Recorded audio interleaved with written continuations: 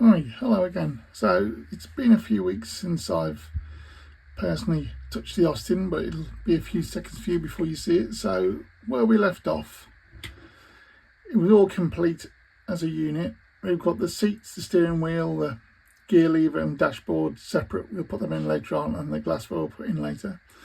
I was spraying another model, so in the meantime I've given the underside of this canvas tilt a coat of primer, just so when it's mounted there'll be a blob of blue tack just here, and we don't want a light patch in the middle of it, so I've sprayed it all when I had the primer out, just to save any troubles later on. It wasn't anything exciting to see or talk about, I just did it to save wasting the paint. So the first thing we need to do really is have a quick look at this seam down the middle. I don't know if you can see that with the light catching on it, where the two halves are glued together. It's fully cured now, so it shouldn't shrink back at all. So we'll have a little stab at that. Sorry, cough again. And then we'll give everything a coat of primer just to see if there's any defects. I've noticed some really faint seam lines around here we might need to get rid of. So the primer will show up a multitude of sins and we work from that. So the first one, because there's a lot of detail and creases around here, don't want to lose by attacking everything with a sanding stick.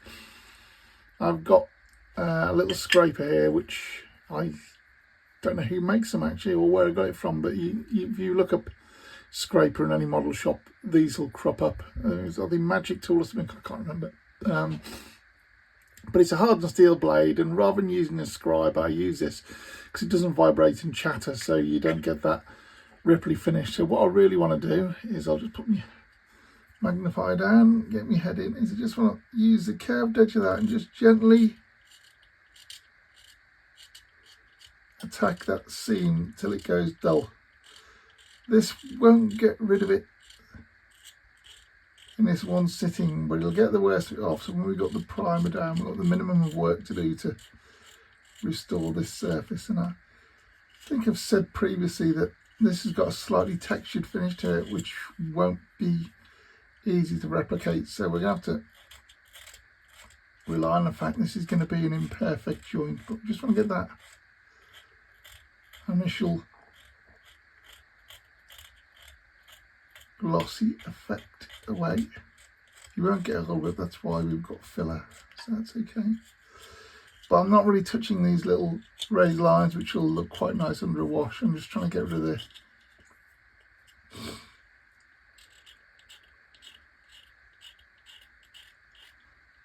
The actual seam where the glue oozed out, which is why we put so much glue on, so we would have something to get rid of. When you scrape a fingernail over it, it feels like it's almost gone that half.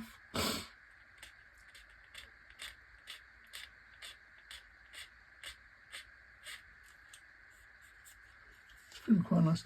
So if I got a sanding stick and just tried to attack that, the chances are there would have been a lot of damage on the surface. I would have lost this little ridge here, would have lost these seams, and I would have lost edge. We will have to go over it with a sanding sponge later on, but we are getting the worst of it off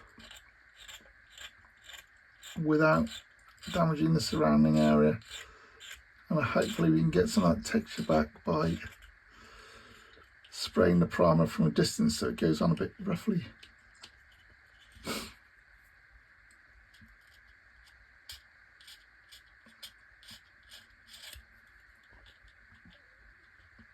Definitely a seam there, we'll have to take rid of with a bit of something later on. But that's as good as we're going to get that, so just get a really fine worn sanding sponge and just gently go over the area so you get rid of the scratches from the scribe, but it's not really taking any of the detail away, just blending in a little bit. I think we still have a lot of work to do on that, to be honest.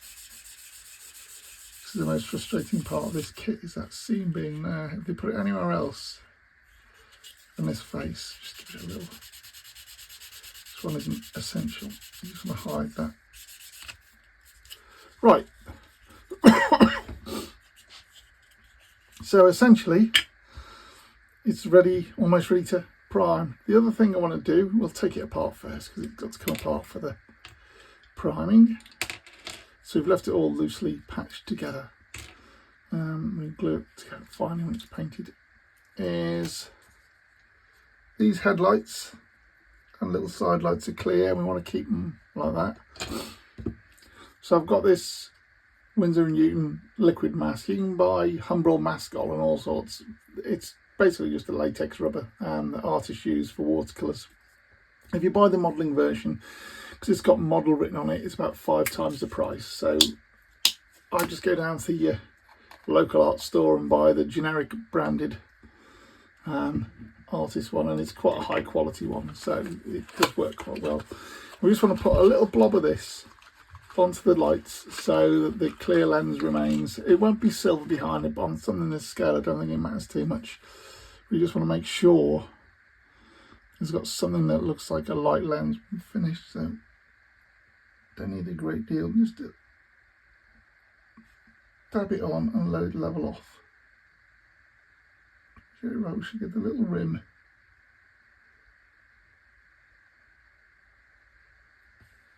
Anything that's not quite right, we can always go over later on with a paintbrush to make it look round again. And so many little side lights, just to actually scrape the paint off them when you finish. They're so small, but we might as well try and do it now.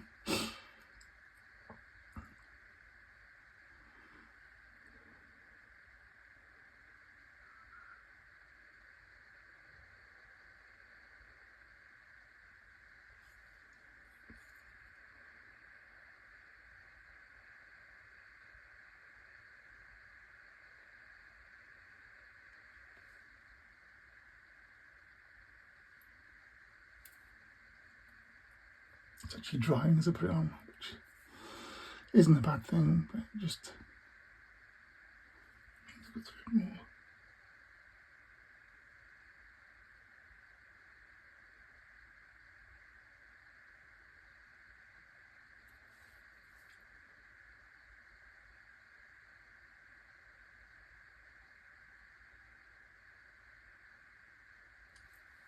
Right, there's a little bit on the bodywork there, so we just get rid of that. And while that dries, I'll just mount these on a paint stand ready for painting. Rely on the fact this is going to be an imperfect joint, but just want to get that initial glossy effect away. You won't get a little bit, that's why we've got filler, so that's okay. But I'm not really touching these little raised lines, which will look quite nice under a wash. I'm just trying to get rid of the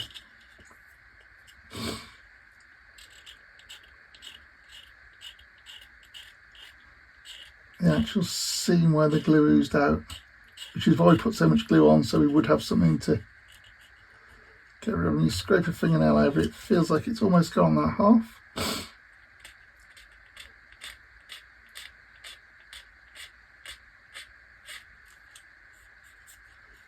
Quite nice.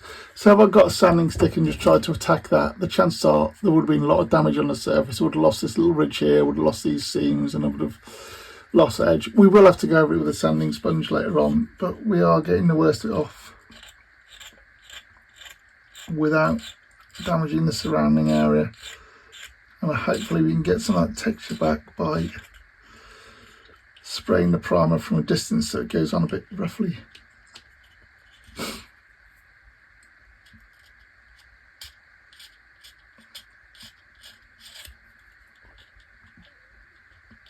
Definitely a seam there, we'll have to take rid of with a bit of something later on. But that's as good as we're going to get that, so just get a really fine worn sanding sponge and just gently go over the area so you get rid of the scratches from the scribe, but it's not really taking any of the detail away, just blending in a little bit. I think we still have a lot of work to do on that, to be honest.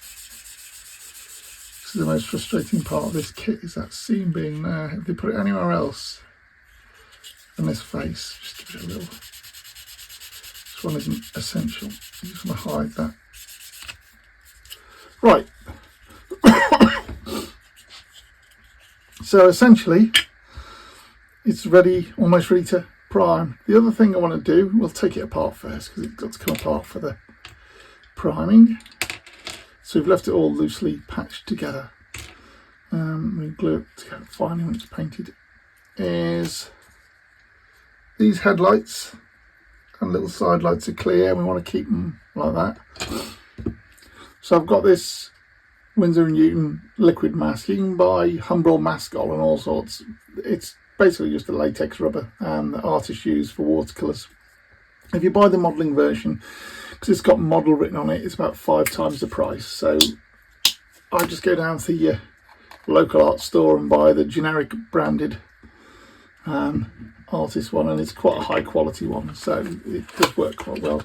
We just want to put a little blob of this onto the lights so that the clear lens remains. It won't be silver behind it, but on something this scale I don't think it matters too much. We just want to make sure it's got something that looks like a light lens finished, so don't need a great deal, just to dab it on and let it level off. Get it right, we should get the little rim.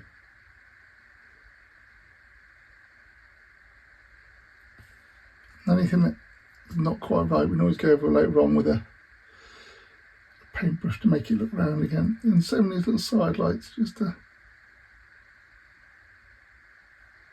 actually scrape the paint off them when you finish. They're so small, but we might as well try and do it now.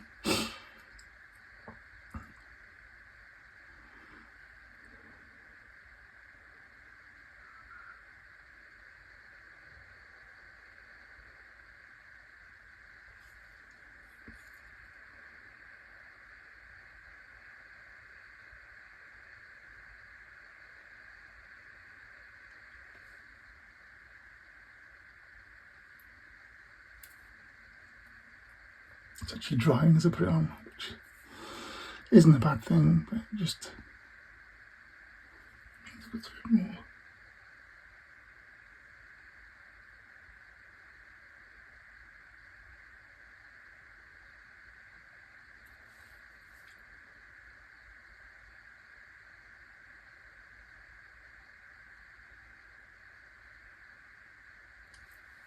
Right, there's a little bit on the bodywork there, so we just get rid of that.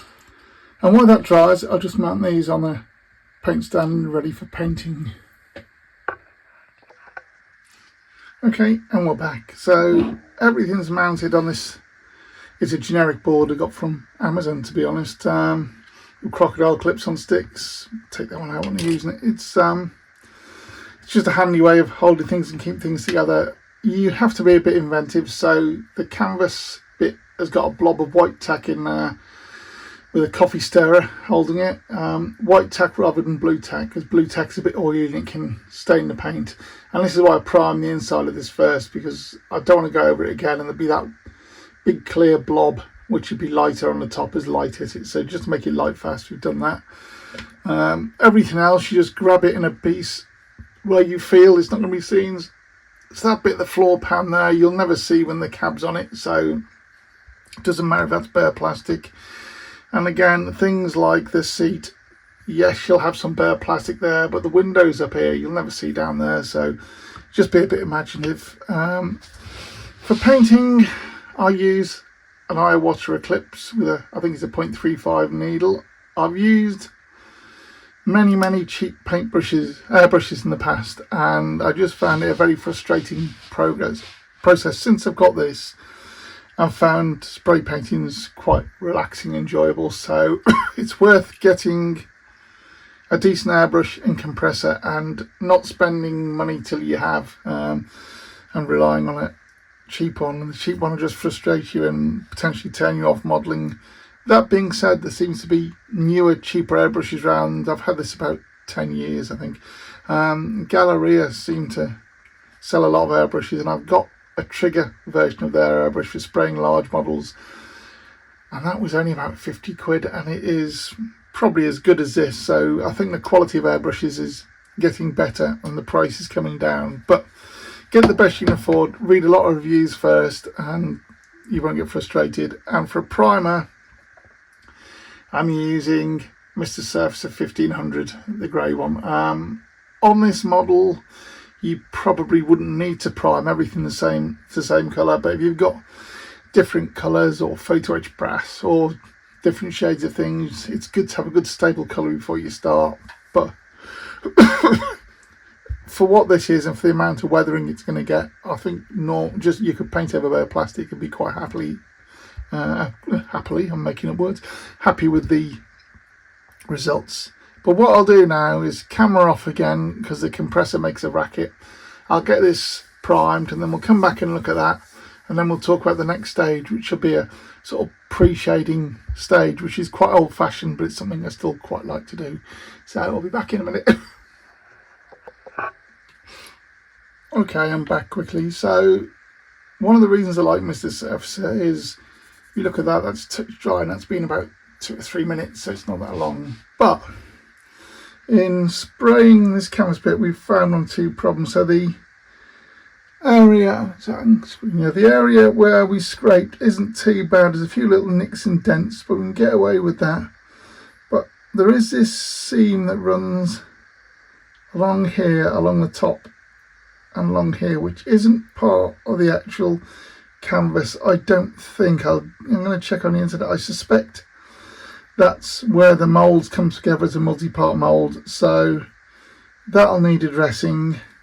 And if you look at the front, I don't know if you'll pick this up on the light, where that seam comes along, we've got another line down here where the join isn't quite right. So this is set in a couple of minutes. It's going to take a day to cure, so we can get on and work on the rest of the model throughout the afternoon.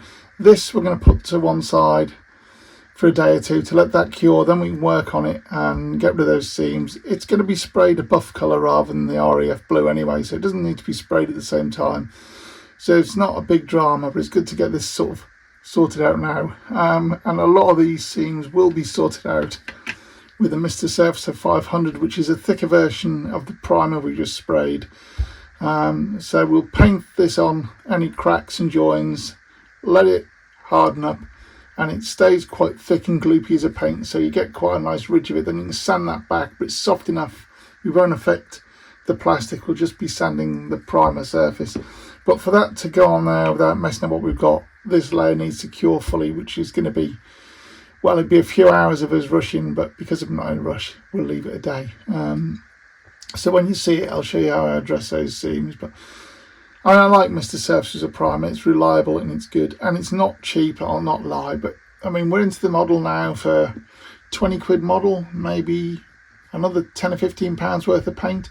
So it's a substantial investment. It seems silly to try and skimp and save money on this phase when we've spent so much on it already, and this is a cheap model. If you've got a sort of 50, 60, 70 pound model plus paints and you're skimping on primer, it's a false economy. You might as well buy quality products that'll give you a good finish rather than try and save money on what is a key point.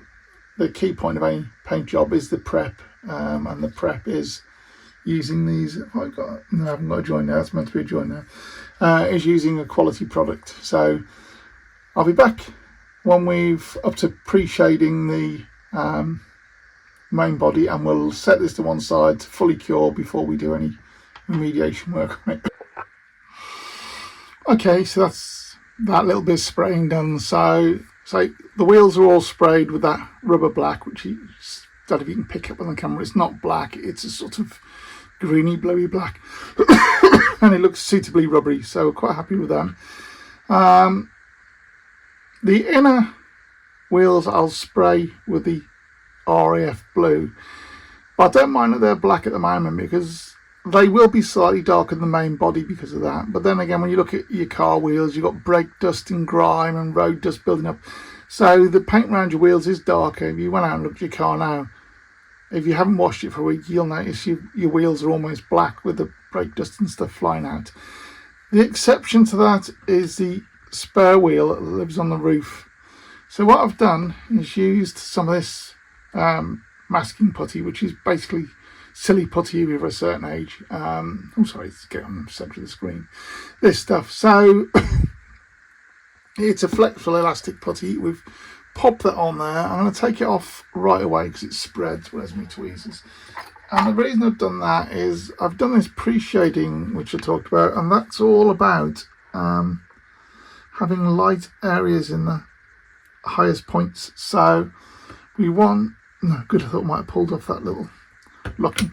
We want the centre of this wheel to be a lot lighter because it's not going to be affected by road grime and dust. I wasn't particularly bothered about doing it neatly because I'm going to have to spray the centre of it anyway, and I'll show you that with the circle template later on. As long as the black's near enough at the edge of it, we're going to be all right. We can cover the rest with the blue, but that should be lighter than the other wheels, which is what we wanted. And the body, I've just gone around areas where there'll be natural shade, so there'll be shade underneath the canvas tilt where it sits on there, so we put a bit of that on so it'll be a little bit darker. Around this spare wheel housing there'll be shadows and grime running down the front, so we streaked a bit there. We've got a little bit behind that shovel because even if you wash the van you wouldn't get near that bit, and shadows round by the arches and the bottom of the doors, bottom of the bumpers, just to sort of make you look darker, as though the shadows falling, which wouldn't necessarily be the case with a model this small. You wouldn't get the same shadows you would in a full thing. So when we spray you'll see what will happen. I'll go over this lightly till that just starts to disappear, and as the paint dries you'll get a slightly darker area in those zones. Okay, and again I'm wearing a glove when I spray, not just to protect my hands, but when I'm doing things like this pre-shading, I want to see how much paint's coming out of my can you see that? Sorry, how much paint's coming out of my airbrush. So it's a bad habit, but I just test it on the glove so I can make sure I'm not spitting and spluttering and I've got it thin enough, because the paint for doing that is a lot thinner than the wheels. So it's probably good practice to always wear a glove, just so you don't end up with fingerprints all over your model and greasy fingerprints. If you just had a packet of crisps, the grease off that will leave a fingerprint all over it. So that's all I can do till the paint begins to dry off. I'll probably give it an hour, just let that harden off, and then I'll come back. With Tamiya paint I know I can get away with about an hour, so it depends on the brand of paint you're using, your confidence, but I should be able to spray that RAF blue relatively quickly. I haven't bothered with any shading inside the cab because obviously we're going to be dropping this bad boy onto there, so you're not going to see inside there, so why waste your time? So it should just be quite easy paint job after this. So I'll be back soon. Like you'll see that right away. I don't know why I keep saying that, I keep forgetting. And I'm trying to switch the camera off without shaking it too much, and I'll see you later. Okay, so I've had a bit of lunch, come back, and I've sprayed the RAF blue onto it, which was Tamiya XF18.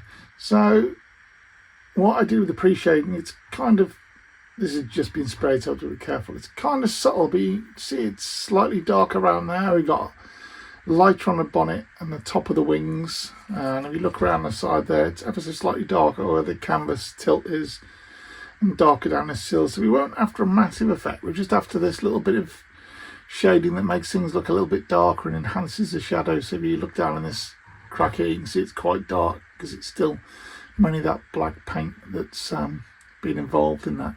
So yeah, it wasn't a massive effect, but it's just enough just to break it up a little bit. So you can definitely see a colour gradient down there, or I can on this. So hopefully, oh sorry, I missed all that, I was in the wrong place. So yeah, so we're saying you can see colour gradients on the doors, you can see a lightness over the bonnet, you can see dark in these creases down there, dark down the back there. Not massively, just a slight colour shift, and with a bit of weathering later on, that'll enhance that, but it just adds a natural shadow to it where it wouldn't normally exist. So the next thing I'll do, and you can hear the compressor grumbling in the background, I normally spray with my extractor on, but it's too noisy, so let's get my airbrush. And what we'll try and do is show you how I was going to do the wheels and why I wasn't bothered about this wheel being particularly well masked. So I've got a cheap circle template there from the stationers. I already pre-checked, and oops, watch me spill paint in a minute. We know 18mm, is it 18? I think it's 18mm is the diameter of the wheel hub. So what we do is we centre that up on there. A little test spray to get things flowing on my hand. It's slipped. So we're on the screen. and just gently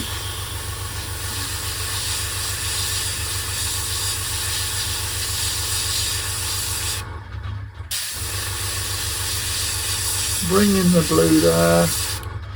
That'll do. Lift away, and we end up with a near perfect wheel. If there's a bit that's overstepped the mark there, I'll just go around with a really watery black and just pin wash that in. So that's how I'm doing the wheels. So that one's quite light. These ones were pre-shaded with the dark colour, so these should, in theory, it's not as easy when I'm on camera actually, so I'm normally neater than this. These in theory should be a little bit darker. Let's have a look. As that flashes off, you should be able to see it. Let's put that airbrush away for now and knock off the compressor. I'll finish those in a second. But the effect I was trying to achieve really was the wheel on the top's a little bit lighter, with that pre-shading, because it's catching more of the natural light and it's less grime and grot around it. But yeah, that one just needs a little touch in on the edge there, around by the wheel hub. But I can do that with a really watered version of that black paint. Just touch it in, let a pin wash coat around, so you'd never see that. So that's okay, we can do that later on. I'll just spray the rest of these and we'll assemble it loosely and see what we've got. Right, so here's what we've got at this stage, and you can see the actual wheels are slightly darker than the blue on the rest of it, which is what we were going for. We'll wash them down with a bit of dust and road grime as well. They are going to be slightly different. Hopefully you can see on the camera that the upper surfaces are a little bit more bleached than the lower ones, but you've got a darkness in these shadows here. Load bed I'm not too bothered about. The wheel there is slightly darker than I'd like, so I might dry brush that with a bit of light paint because that wants to look bleached on the top. And it's generally what I was looking for is not a, don't want it to look tatty and worn out, but I don't want it to look sort of bland and monotone in one colour, because there's no way it would be in oops, the wheels are only balanced on, by the way. It's going to be a little bit scruffy like a work truck, but because it's used on an RAF base, it's also not going to be massively look at that now. It's not going to be massively grimy and unpleasant. So we've sort of got that used, weathered, but not beaten up look. So and then obviously that'll go on the back, but that'll be a buff colour. But we have got the makings of an Austin Tilly, so I'll go away, let that paint harden up. I'll give it a gloss coat so I can put the decals on, then matte it back down again. And then there's things like the white high-vis stripes that are going on the bumpers and the wings, bit on the back bumper. There's this little indicator arm here that's white and red. So next time I'll paint those in before you see it again. Get the decals on, then we'll do a bit of light weathering, bit of paint chipping, get this canvas tarpaulin, looks quite good in grey actually, get that finished off, get that little bit of filling that needs doing there and scraping, tidy up the top of it, and then it should be about finished. Obviously there's all the seats, dashboard, blah blah blah to go in, but you're not really going to see them, so I'm not fussed on that. The other thing of note